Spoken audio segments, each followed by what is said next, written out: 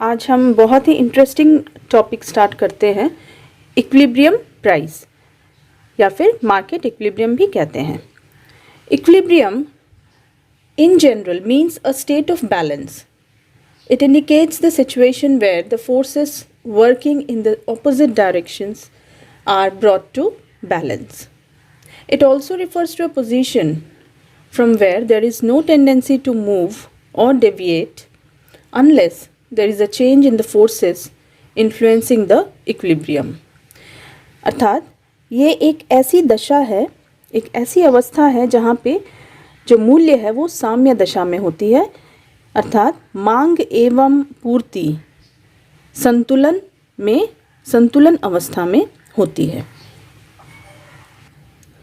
Now since we are studying the equilibrium price, so in this context, in the context of price determination, equilibrium refers to a situation in which the quantity demanded is equal to the quantity supplied. So यहाँ पे demand must be equal to supply. तो यहीं से हमें मिलता है state of balance and state of equilibrium. तो this is all about your equilibrium. तो यहाँ पे कुछ हम आगे प्रोसीड करने वाले हैं, what we are going to study is कि effect of changes in demand and supply. Since हम जानते हैं कि इक्विलिब्रियम एक ऐसा स्टेट है, स्टेट ऑफ बैलेंस है, जहाँ पे डिमांड एंड सप्लाई इक्वल होते हैं। तो अगर चेंज इन डिमांड या सप्लाई होता है तो इक्विलिब्रियम प्राइस पे क्या इफ़ेक्ट होता है, क्या चेंजेस आते हैं प्राइस में, उसके बारे में हम देखेंगे। सो equilibrium price is a price at which the quantity demanded of a commodity equals the quantity supplied. ठीक है, तो इसे हम ये भी कह सकते हैं कि ये एक ऐसा प्राइस है जहाँ पे जो सप्लायर्स हैं वह उस प्राइस पे सप्लाई करना चाहते हैं, they are willing to sell. On the other hand the consumers are willing to buy at that price. तो ये जो शिफ्ट होने के कारण, shift in demand and supply होने के कारण जो चेंज आता है प्राइस पे, ये जो मूविंग है, ठीक है, ये जो एक जगह से दूसरी जगह पे मूव करेगा प्राइस और वो अल्टीमेटली इक्विलिब्रियम स्टेट में ही आएगा, उसे हम कहते हैं स्टेबल इक्विलिब्रियम। तो जब भी हम देखेंगे कि कुछ मूवमेंट हो रहे हैं डिमांड एंड सप्लाई में, तो वहाँ पे हम देखेंगे कि ये इक्विलिब्रियम पोजीशन में आके अल्टीमेटली सेटल डाउन हो जाता है। तो नॉर्मली जैसे कि हम जो वाई एक्सिस में हम मेजर करते हैं प्राइस और एक्स एक्सिस में मेजर करेंगे क्वांटिटी डिमांड। तो चलिए देखते हैं इक्विलिब्रियम प्राइस कैसे सेटल डाउन होता है। सबसे पहले हम जान लेते हैं एक्सेस डिमांड और एक्सेस सप्लाई के बारे में। एक्सेस डिमांड वह स्थिति है, it is a situation when demand exceeds supply and excess supply situation में सप्लाई एक्सीड्स डिमांड। तो ऐसी सिचुएशन में प्राइस पे क्या असर करेगा, इफेक्ट पड़ेगा, उसके बारे में हम जानेंगे। तो सबसे पहले हम देख लेते हैं कि इनिशियल इक्विलिब्रियम ये है, और अगर प्राइस डिक्रीज़ करता है तो हम देख सकते हैं कि यहाँ तक सप्लाई है और यहाँ तक डिमांड है। तो क्वांटिटी डिमांडेड यहाँ तक हो रहा है और क्वांटिटी सप्लाइड यहीं तक हो रहा है। तो ये जो डिफरेंस देख पा रहे हैं हम लोग, ये जो डिफरेंस है, this is nothing but excess demand. So this is excess demand, this portion.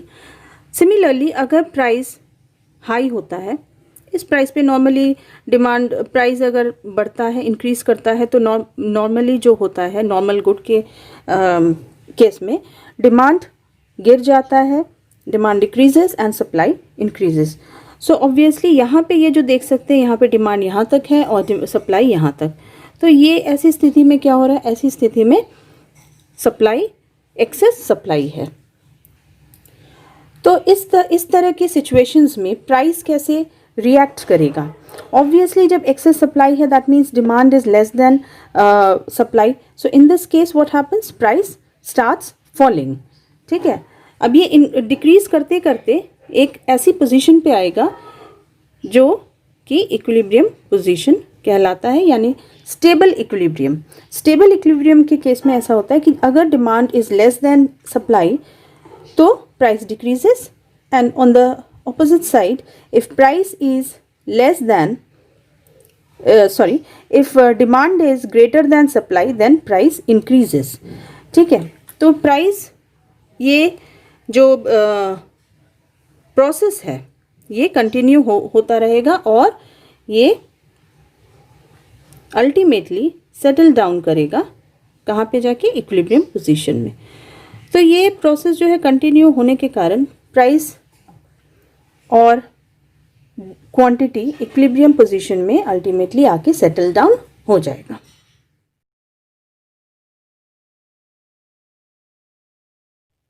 तो चलिए देखते हैं effects on equilibrium price due to shift in demand and supply. यहाँ पे 3 केसेस हो सकते हैं। तो we will study effects of shifts in demand, effects of shift in supply and effect of shift in both demand and supply. तो ये 3 cases के अंतर्गत हम देखेंगे कि equilibrium price and equilibrium quantity पे कैसा इफेक्ट पड़ता है। सबसे पहले स्टार्ट करते हैं effects of shift in demand. यहाँ पे हम दो भागों में इसे बांट सकते हैं। इफेक्ट्स ऑफ शिफ्ट यानी कि इंक्रीज या डिक्रीज। तो एक इंक्रीज का केस होगा और दूसरा होगा डिक्रीज का। And supply remains unchanged, supply में कोई चेंज नहीं आएगा। तो यहाँ पे हम 2 फिगर्स ड्रॉ कर लेते हैं।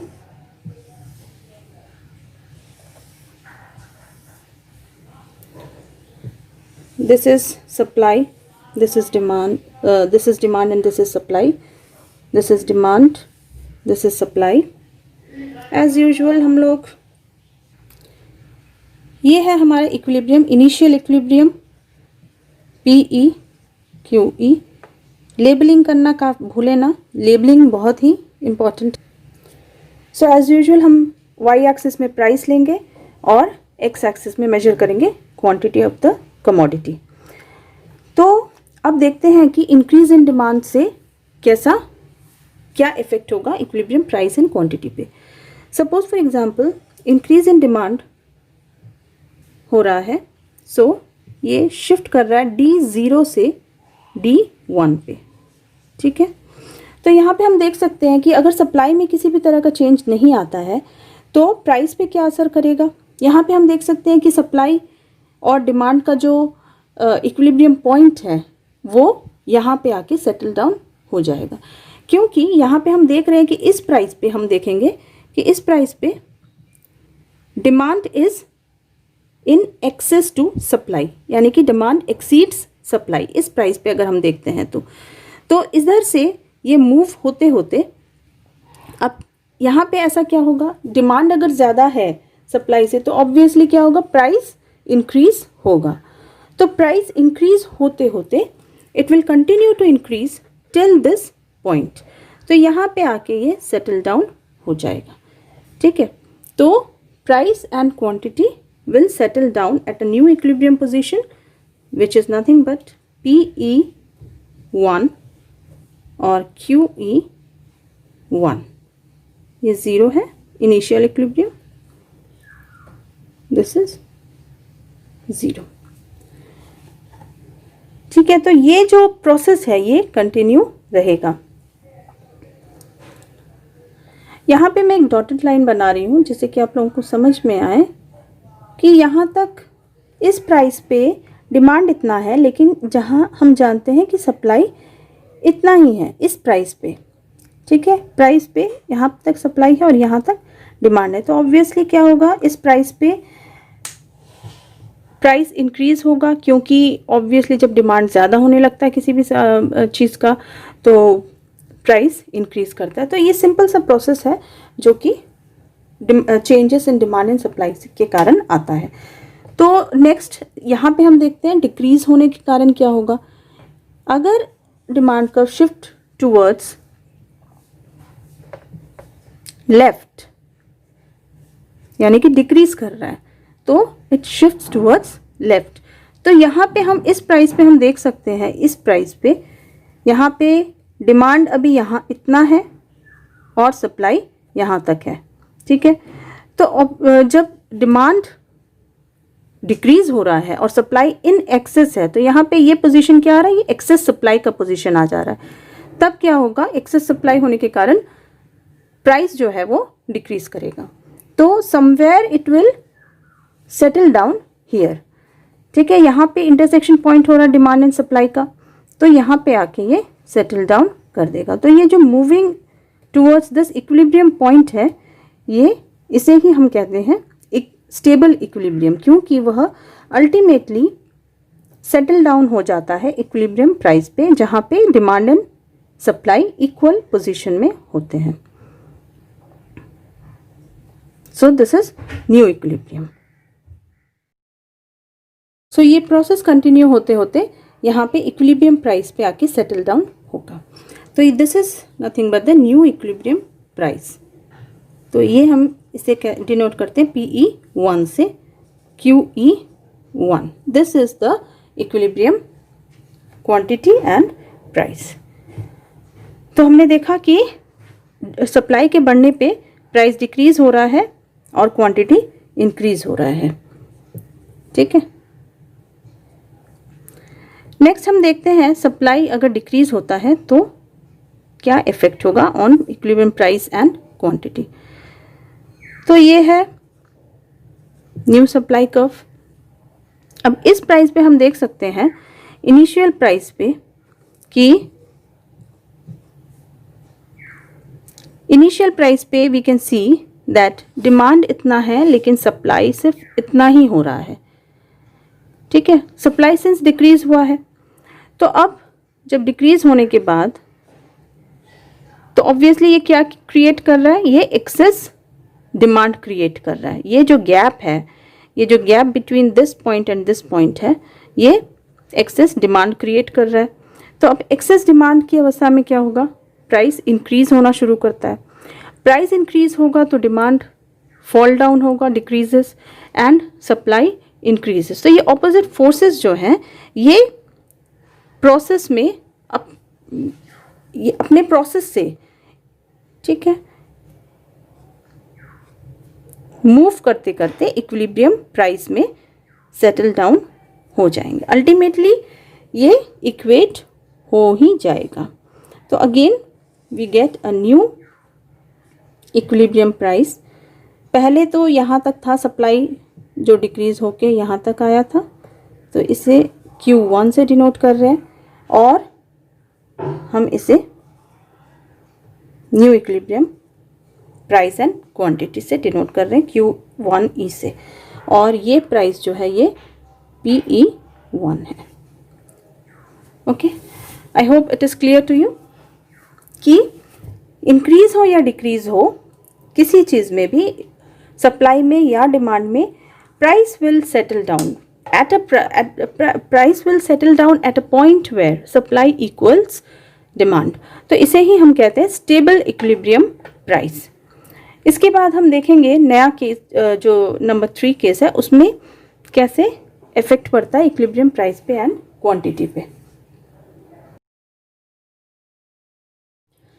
अब हम देखेंगे effects of shifts in both demand and supply. तो यहाँ सबसे पहले हम देखते हैं कि डिमांड एंड सप्लाई दोनों ही इक्वल मैग्नीट्यूड में चेंज हो रहे हैं, इक्वल ही मैग्नीट्यूड में चेंज हो रहे हैं। ये इंक्रीज भी हो सकता है और डिक्रीज भी हो सकता है, लेकिन जो चेंज हो रहा है उसका इफेक्ट इक्विलिब्रियम प्राइस पे और क्वांटिटी पे क्या होगा देखते हैं। तो अगेन ये डायग्राम के द्वारा ही हम देखेंगे। So initial equilibrium as it is रहेगा। अब देखते हैं कि change in demand is equal to change in supply. हम इंक्रीज वाला केस ही देखते हैं। तो demand increases, it shifts to rightward up, and at this price we can see that at this price, at the initial equilibrium price, we can see that demand is greater than supply। ऐसी अवस्था में demand supply को exceed कर रहा है। ठीक है, तो क्या होगा, इस पोर्शन में आके हम देखते थे कि अगर सप्लाई चेंज नहीं कर रहा है तो प्राइस इंक्रीज होगा। ठीक है, प्राइस विल इंक्रीज। लेकिन यहाँ पे हम देख रहे हैं कि सप्लाई भी इंक्रीज कर रहा है टुगेदर विथ डिमांड। तो अगर magnitude of shift in demand and supply same होगा तो हम देख सकते हैं कि प्राइस विल रिमेन अनचेंज्ड। तो यही प्राइस न्यू इक्विलिब्रियम प्राइस होगा, दिस वन। ये E0 है और ये E1। ठीक है, तो if the magnitude of the shift of demand and supply curve are equal, then equilibrium price remains unchanged and quantity increases. Next हम लोग देखेंगे shift in demand is greater than shift in supply. Now suppose demand increases and it shifts to D1.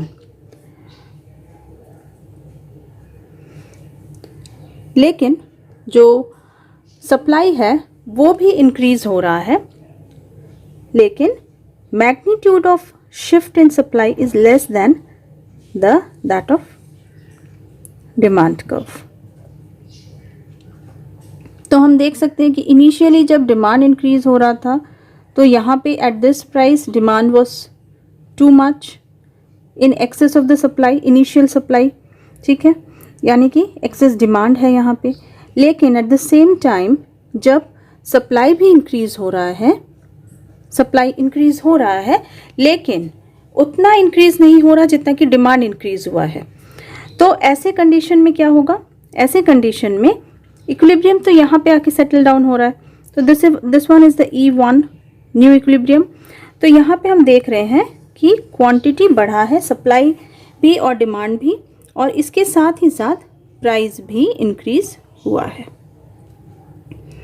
So this one is the new equilibrium price is PE1 and quantity is QE1 इस price. तो ऐसे condition में हम देखते हैं कि price increase होता है और क्वांटिटी दोनों ही इंक्रीज होते हैं, लेकिन the magnitude of change in price is less than the magnitude of change in quantity of the commodity demanded or supplied. ठीक है, तो इक्विलिब्रियम क्वांटिटी भी चेंज हो रहा है, इंक्रीज हो रहा है, और प्राइस भी इंक्रीज हो रहा है, लेकिन क्वांटिटी अधिक मात्रा में इंक्रीज हो रहा है। तो this is all about this shift in demand greater than shift in supply. इसके बाद हम देखेंगे इसका ऑपोजिट केस देखेंगे। So finally we will see that when shift in demand is less than shift in supply, how it affects equilibrium price and quantity of the commodity. तो यहाँ पे हम देखेंगे कि shift in demand is less than shift in supply. तो process पूरा वही है, इसे ज़्यादा एक्सटेंड नहीं करते हुए हम इसे जल्द से जल्द कर लेते हैं। सो supply increases towards right and also the demand curve। लेकिन यहाँ पे हम देख रहे हैं कि इनिशियल तो जो सेटल डाउन हो रहा है, जो प्राइस सेटल डाउन हो रहा है वो है S1 intersection between the new demand and supply curve, that is here।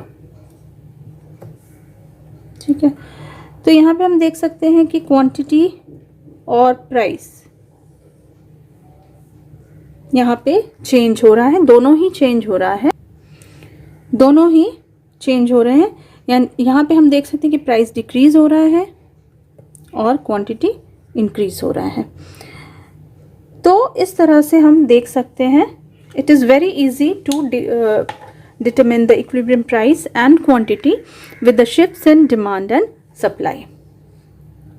Now let's see some of the extreme cases in which we have perfectly elastic demand and perfectly inelastic demand. तो demand curve यहाँ पे ऐसा होगा inelastic demand में।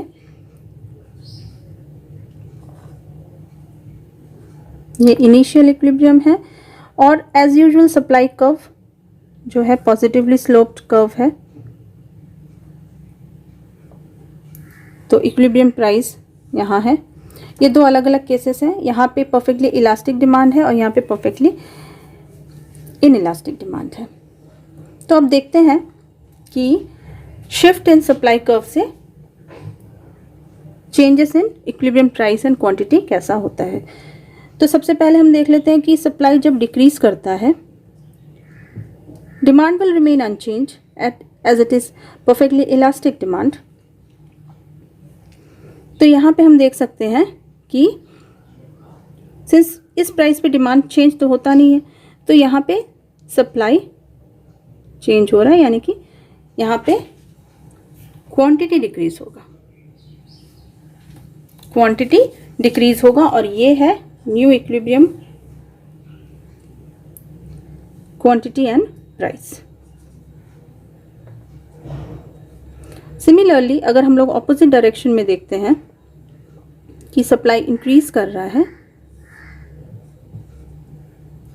इसे S2 से denote करते हैं, तो यहाँ पे न्यू इक्विलिब्रियम होगा। ठीक है, ठीक इसी प्रकार से इधर भी हम लोग देख सकते हैं कि इक्विलिब्रियम प्राइस ये है और इक्विलिब्रियम क्वांटिटी ये है। जब सप्लाई इंक्रीज हो रहा है तब प्राइस डिक्रीज हो जा रहा है,